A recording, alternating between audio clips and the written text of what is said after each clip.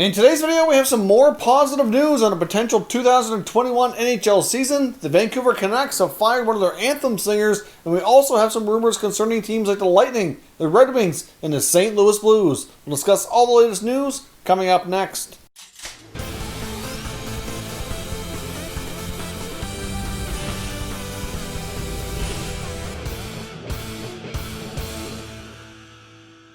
So welcome back to another video here at Top Shelf Hockey. Now, as I mentioned, we have a variety of things to cover, kind of like a news of the day type video mixed in with a couple of NHL rumors here as well.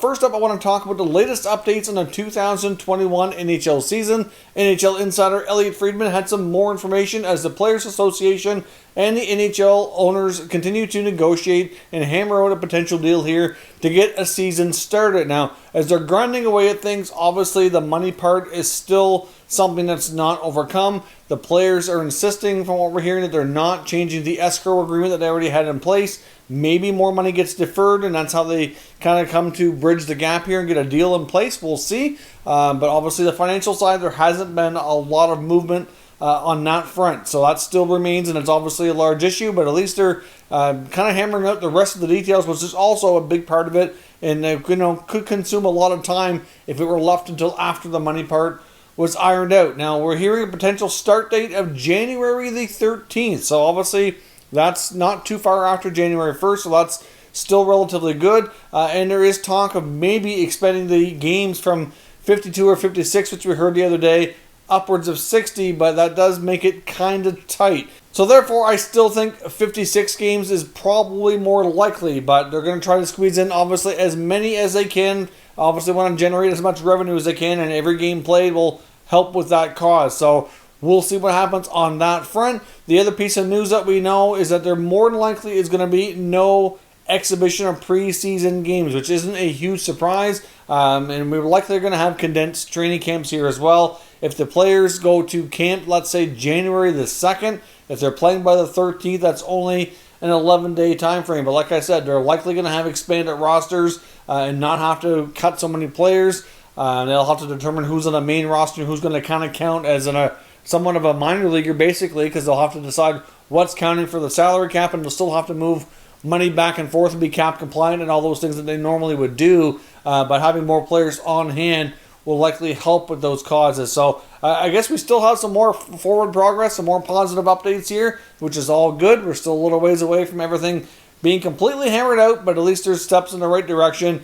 And as they keep grinding away here, they're putting in a lot of hours. So hopefully in the next few days, we'll have a little bit more substantial update with hopefully some really big time forward progress, and maybe an announcement sometime in the next week. That would be absolutely huge if possible. Now, Team Sweden, who's getting ready for the World Juniors, along with all the other top countries around the world for the World Junior bubble in Edmonton, had somewhat of a big blow today, learning that one of their top prospects, William Eklund, will not be able to take part in the tournament because he unfortunately did test positive for COVID-19. So that's not good for the team, obviously not good for the player with the exposure he would have had at this tournament as well. And there could be others. We're still not at the point yet where they're in the bubble and they're not completely secure. So, it's something that could impact different teams. We've already seen Team Canada have to shut things down for a while. Obviously, that's going to impact, how much time they've had to train together and decisions on the team, who's going to be on it and not. So it's certainly not going to be an easy task. It remains to be a unique year, but certainly, I'm sure, a big blow for that prospect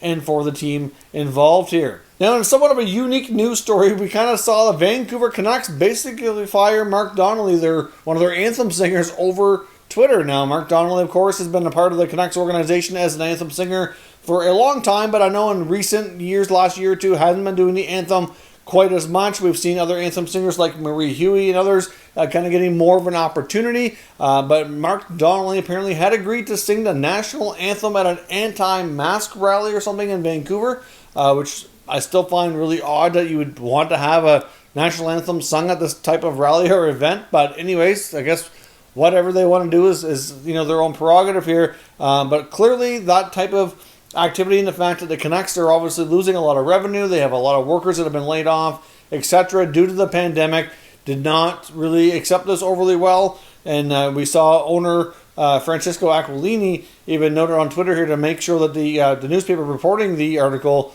that that updated as former anthem singer, he did not take to that well.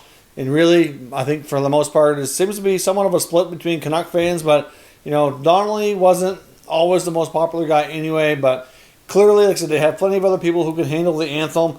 And, when you do something like this and it's public, there are potentially repercussions from it. So kind of an unfortunate story there, but certainly I understand the Canucks' perspective. But at the same time, there is debate whether or not they did the right thing. So I'd love to know what you think down below. But when things are made public like that, there can be repercussions based on your employment and whatnot. So we will see what everybody thinks of it. So let me know your thoughts down below. Now, as far as today's rumors go, there are a couple of reports we're looking at. There still seems to be more and more reports about a potential deal between the Lightning and the Red Wings. Now, we've discussed this a few times, but just in the past 24 hours, I've come across a few more articles indicating that this seems to be more and more likely to happen, with the Tampa Bay Lightning possibly sending at least one, maybe even two players to Detroit, along with probably a first-round pick, maybe even a prospect or something, and to add it as a sweetener to make it worth Detroit's time.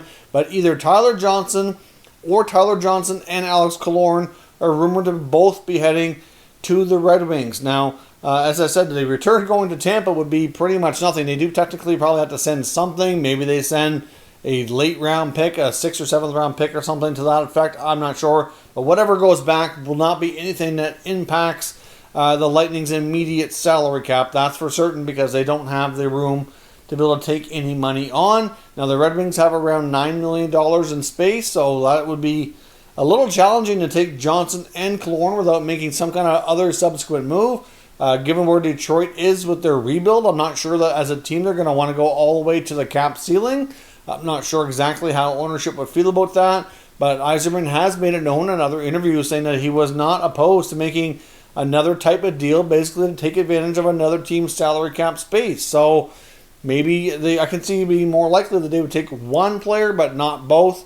But at the end of the day here, I think Tampa likely needs to move both, or at least two players, whether it's them or somebody else, to make the necessary overall space. Now, there is the possibility as well, like I said before, that the contract of basically retired former captain and forward Henrik Zetterberg could be involved here, and we could see the Lightning try to use the LTIR method of kind of overspending like we saw the Leafs do in the past. So we will see, but there's more and more talk about these two teams possibly hooking up. I will be surprised, though, if we get any kind of a trade until we have confirmation on a new season, as I mentioned in the last few days. Obviously, I do think there's lots of teams kind of having conversations in the background, but I don't think anybody's really wanting to do anything too serious until they know the status of the 2021 season. Is there going to be a season? If so, when is it going to start? When do we have to be compliant? And then they'll kind of make subsequent moves. But I would suggest that once we have a situation where they announce plans for a 2021 season,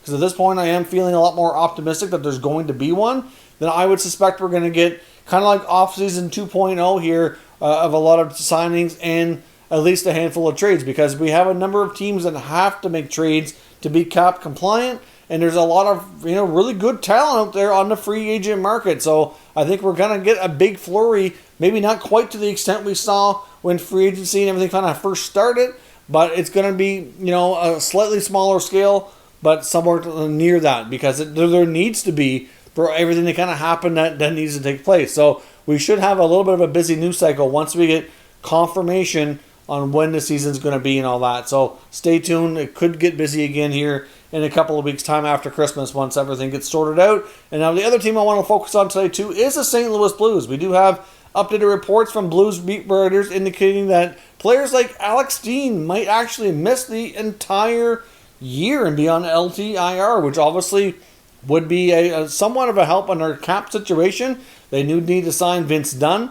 Obviously, they lost captain Alex Pietrangelo, which was a big blow to the team, so they really need to get Vince Dunn signed. And there's also some updates on Tarasenko too, that which we already knew he was going to be out, but it's going to just confirm that he definitely is going to be out for a significant amount of the season. He's only going to be reevaluated in February, so if we have a January start time, he's likely going to miss about a month of the season and then be reevaluated, and we don't know what that update was going to be.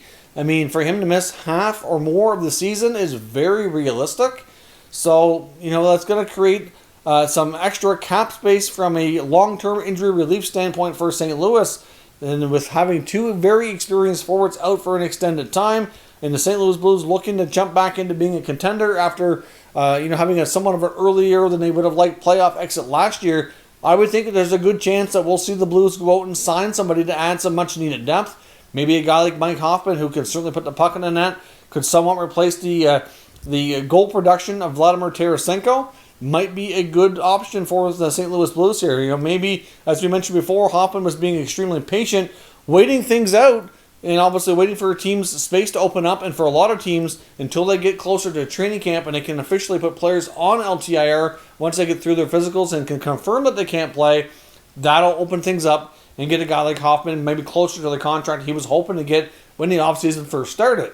So for a team like St. Louis with two, significant contracts like that, that's a big blow. Now, I'm not really sure what exactly is wrong with Alex Steen, and we haven't had a lot of information that I could locate. I mean, I've heard the Steen rumblings before, but not really clear exactly what his ailments are. So I would not be surprised if the Blues make a signing to add some much needed depth, with those two guys likely being out for an extended time.